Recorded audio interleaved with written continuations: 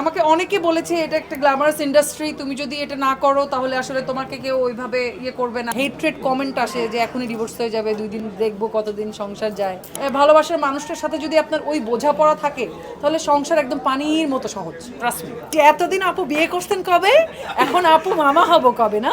আমরা টিভি পর্দায় কাজ করি, তার মানে আমাদের সবাই আমরা একরকম এরকম তো না। সার্জারি আমি 2013 সালে ভয়ঙ্কর একটা অ্যাক্সিডেন্ট করেছিলাম, আমার মনে হয় আপনারা সবাই জানেন।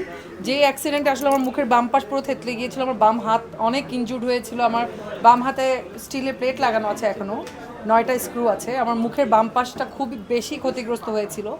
আমি তখনও সাহস করিনি আসলে সার্জারি করার মুখে। আমাকে অনেকে বলেছে এটা একটা গ্ল্যামারাস ইন্ডাস্ট্রি, তুমি যদি এটা না করো তাহলে আসলে তোমাকে কেউ ওইভাবে ইয়ে করবে না, তুমি গ্ল্যামার নিয়ে কাজ করো, ইয়ে নিয়ে কাজ করো, মিডিয়াতে কাজ করো, ক্যামেরার সামনে কাজ করো, তোমার সার্জারি করা ফেলা উচিত। আমি চেষ্টা করেছি যতটা ন্যাচারালি এটা ঠিক করা যায়, বা আমি এখনও চেষ্টা করে যাচ্ছি যতটা ন্যাচারালি এটা ঠিক করা যায় ততটা ন্যাচারালি, মানে কোনো রকম কোনো কৃত্রিমতার সহযোগিতা না নিয়ে, কাটাছেঁড়া না করে যেভাবে ঠিক করা যায়, সুন্দর করা যায় চেহারা, আমি ওইভাবে বিশ্বাসী। মানে সার্জারি করে একদিনের মধ্যে চেহারা সুন্দর না করে, আমার মনে হয় আস্তে আস্তে অল্প অল্প করে প্রতিদিন যত্ন নিয়ে নিয়ে যদি সুন্দর করতে পারি, ওইটা আরও অনেক দিন বেশি দিন লাস্টিং করবে।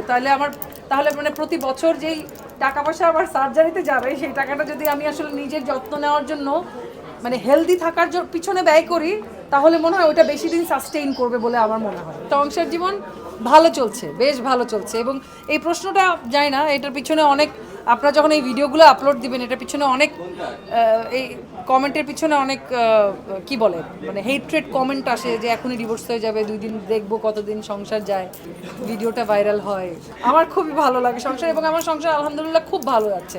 সংসারে তো কঠিন কিছু না, আমরা ভাবি মনে হয় সংসার অনেক কঠিন, এবং আসলেই সংসার অত কঠিন কিছু না। যদি আসলেই আপনার মানে মানুষটার যদি ভালোবাসার মানুষটার সাথে যদি আপনার ওই বোঝাপড়া থাকে তাহলে সংসার একদম পানির মতো সহজ। Trust me.